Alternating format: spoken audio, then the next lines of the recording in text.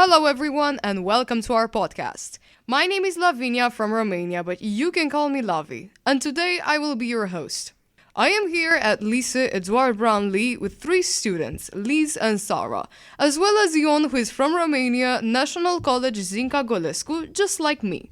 Thanks to the Erasmus Project's Grand de Reporter de Citoyenneté, the four of us, as well as our team consisting of other French students, have come together to share our experiences in this project and answer some questions. Say hello, everyone! Hello. First of all, I would like you to present yourself to the audience in a few words. Liz, do you want to start? Yeah.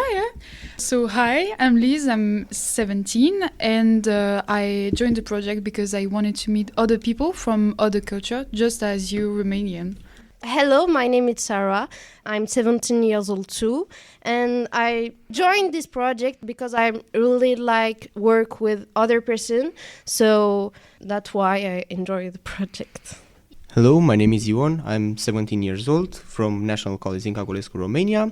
I can describe myself as an enthusiast, ambitious, and I joined this project because I want to improve my communication skills, meet new people, and because especially I want to improve my French level.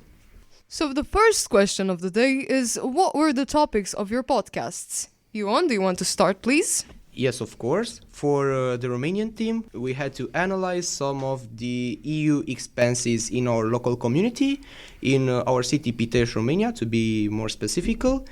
We had two objectives to analyze. The first one was the equipping with smart labs in our college, Zinca Golescu. And the second one was the rehabilitation of the history and natural sciences sections of our county's museum, our county which is called Argeș County Museum. Sarah, could you please tell us about yours? Yes, sure. So the topic of our project is the educational aspect. So we work about how the Europe improving the cultural aspect and for French people And basically, we had another group that worked more precisely on the social aspects. So, how the funds of Europe help in their everyday life the French people with their activities, how they found their funding some groups to help people with their administration, or how they work in little cities or villages. And we took the opinions of different specialists and people. One of the steps in realizing the podcast was going on street and ask people's opinions about our topics. This was quite challenging for us, and I would like to know your experience. Unfortunately, some people in France don't really feel concerned about how Europe is present in their everyday lives, because you told us that the Europe foundings went into places or monuments, but for us it's quite different. Like I said before, it's more of different activities and it helps here and there, but not really in only one monument, like physically present. So it was quite complicated because people are not really informed or don't bother much with all those foundings that the Europe can afford to us. And that's quite complicated. Even in our school, people are not really concerned about how Europe affect them in their everyday life. So it was not really successful, to be honest.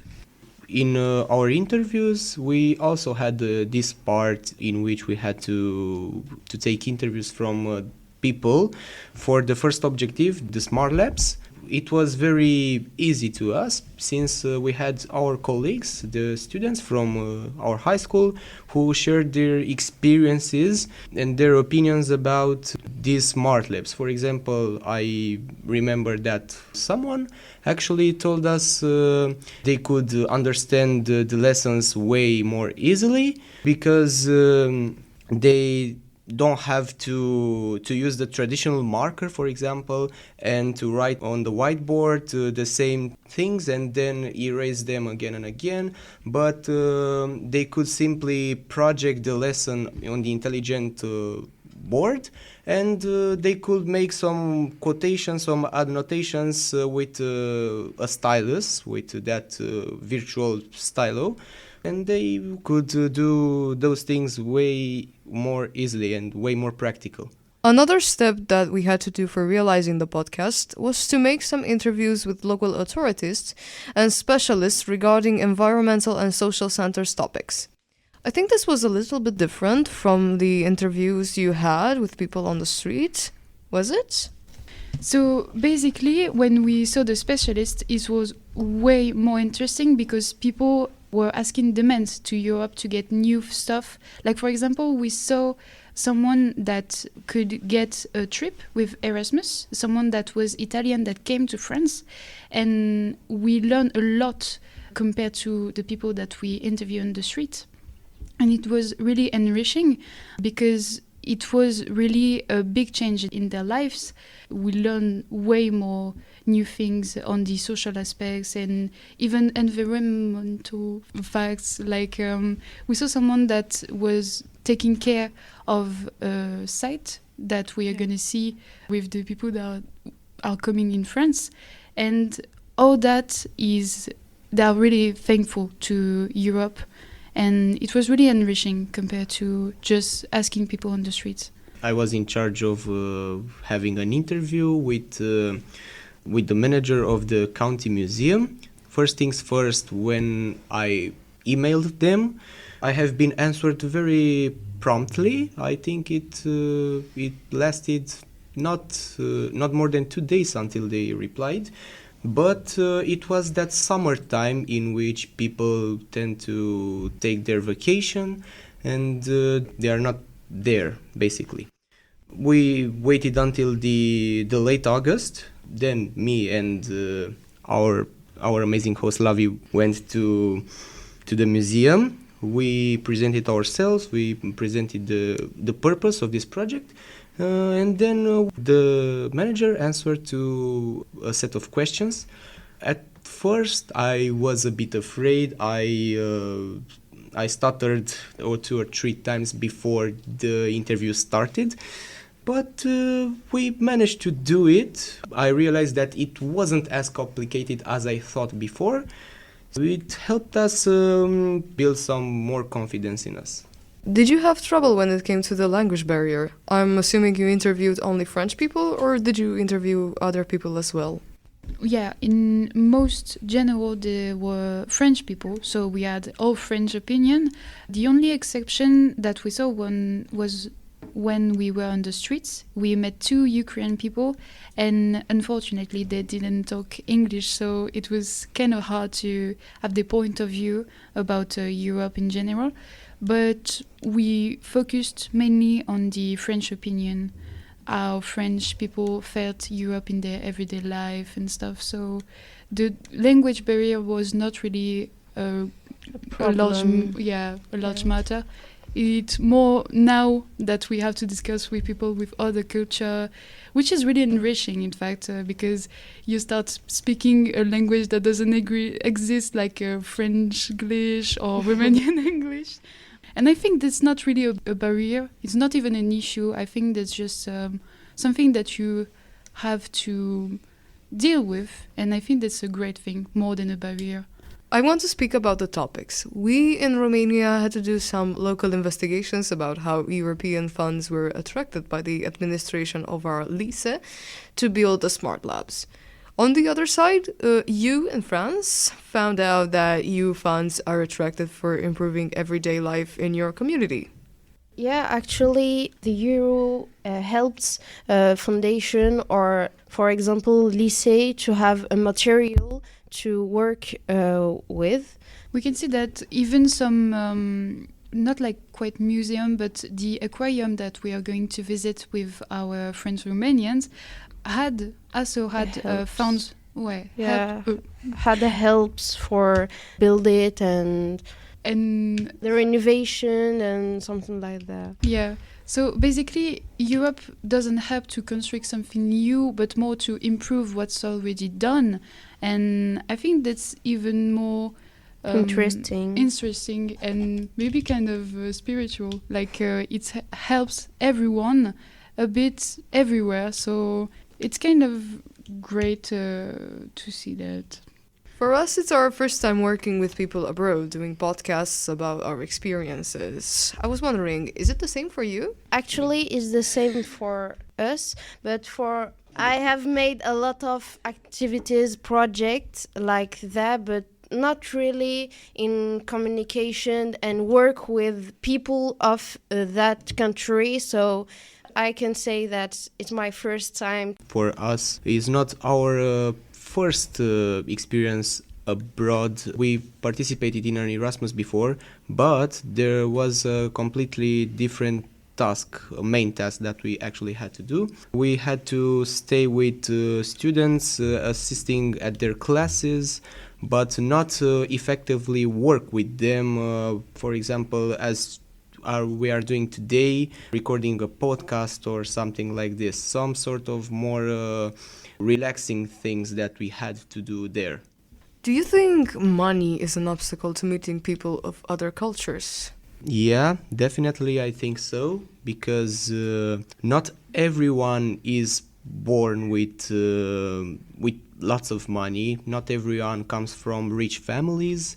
There are many situations in general.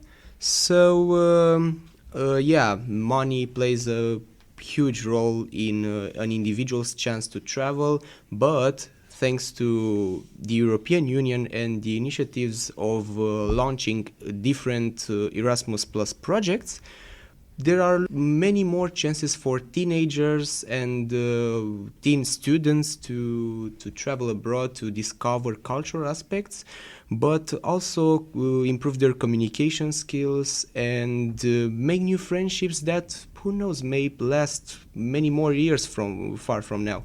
That's exactly what we were thinking, and we are really grateful for all that Europe is doing for teenagers, for young people that want to share with other culture, to express themselves and stuff. That's really enriching, and we are really proud to take part from all this Europe. Which was the most challenging part for you guys? Was it the documentation, the editing, or perhaps speaking in front of the mic? Basically, for the documentation, I think it's more of the management to really... It's very specific, because some people had the families were made an Erasmus, so it's more helpful for the to have the information. So it was easier because we had students that had a person of their families that knew people that they took part of the Erasmus program, so we had a lot of information really close to us. And in fact, the fact is that we had a lot of documentation. The biggest challenge was to organize all that and to express ourselves and what they told us in our podcast. Also, yeah, it was really hard for the first time to speak in front of the mic and to tell the good things, staying in time, etc. It was really a great and large challenge for the first time.